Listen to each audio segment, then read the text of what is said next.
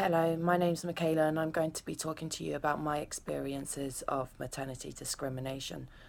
I experienced several forms of discrimination during my second pregnancy.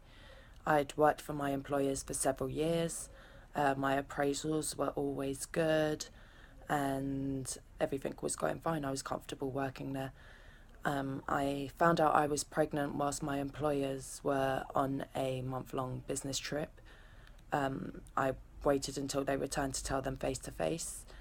I had no immediate need for a health and safety assessment. I was in a office-based role, so it wasn't necessary to immediately have an assessment, so I decided to wait.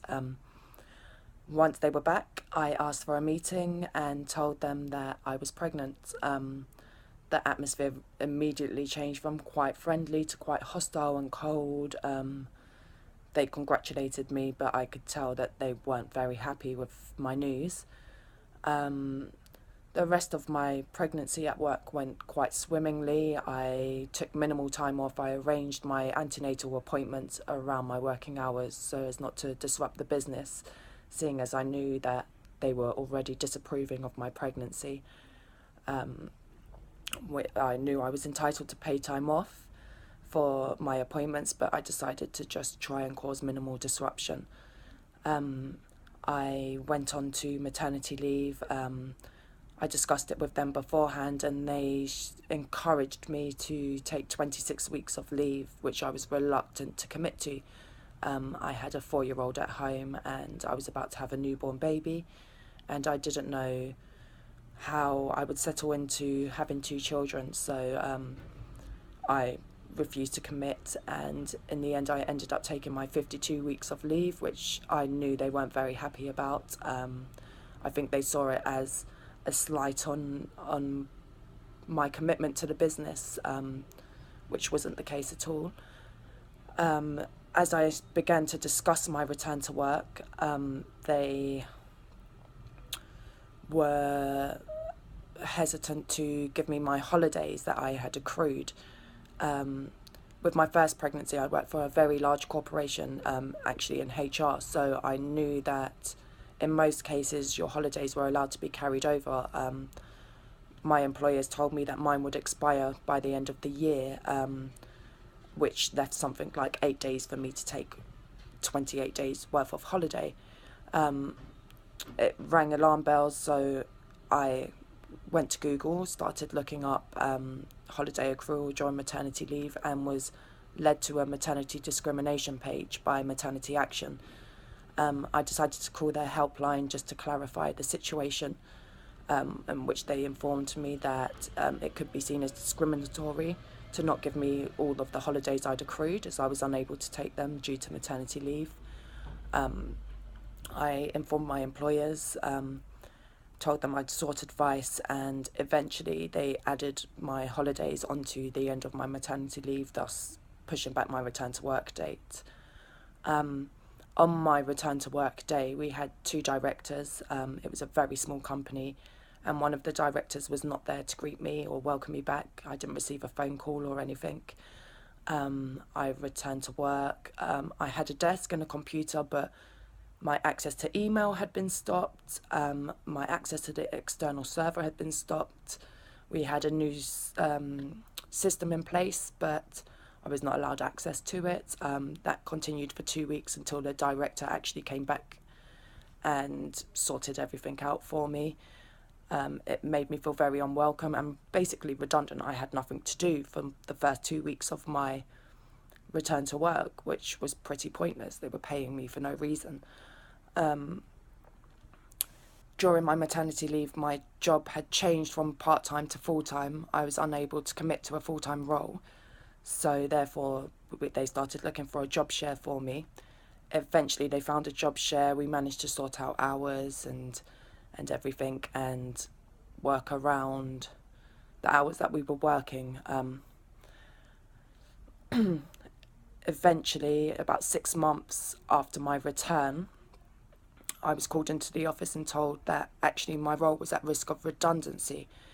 I was very confused because the business had been growing. There was definitely a need for my role. and I asked them how they had come to this decision. They informed me that they thought my job share and I weren't working well together, that it was quite difficult because we both were mothers of young children. We both needed this sort of similar times off of work, and they were unable to grant our requests. Of course, I said, well, it doesn't sound like a redundancy to me. It just sounds like you're trying to make the business work easier. And they basically informed me that, yes, they wanted a simpler system in place. I left work that day and obviously started trying to seek some advice. I spoke to several agencies. I spoke to ACAS. I spoke to Maternity Action again. And they basically informed me that it was a sham redundancy, that actually my role was not being made redundant and they were trying to force me out of the business. Of course, I was advised to put in a grievance. I went to work and told them what I had been told, and immediately I was offered a settlement agreement. I was dismissed from the business and told I had X amount of time to think over what they had offered me. Having sought legal advice, I was told I probably did have a claim for a tribunal. However, at that time you had to pay to go to tribunal, and having just been back at work for 6 months, having a young child and an older child to look after, it was not something that I was willing to pursue. And in hindsight, I wish I did, because it would show them that, you can't treat people like that purely because they've had a baby and been on maternity leave. It was just one of many issues that I've faced on returning to work at a time that should have been quite happy for me and joyous. They made things quite difficult, and basically when I was at my most vulnerable, they took advantage of it. My advice to anybody facing maternity discrimination would be to check out your rights. Maternity Action has a range of information sheets for various different situations. They also run a free advice line, which is invaluable. It's brilliant. The advisors are amazing. I would definitely recommend speaking to them. Just know that you're not alone. There's 54,000 women a year who face this kind of discrimination. It's so unfortunate.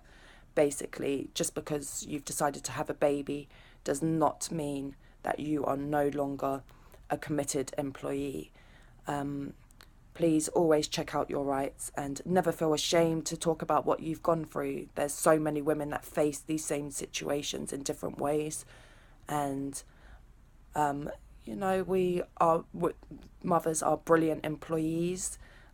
We make sure that we get everything done before we leave the office, and yeah, that's all I have to say. Best of luck.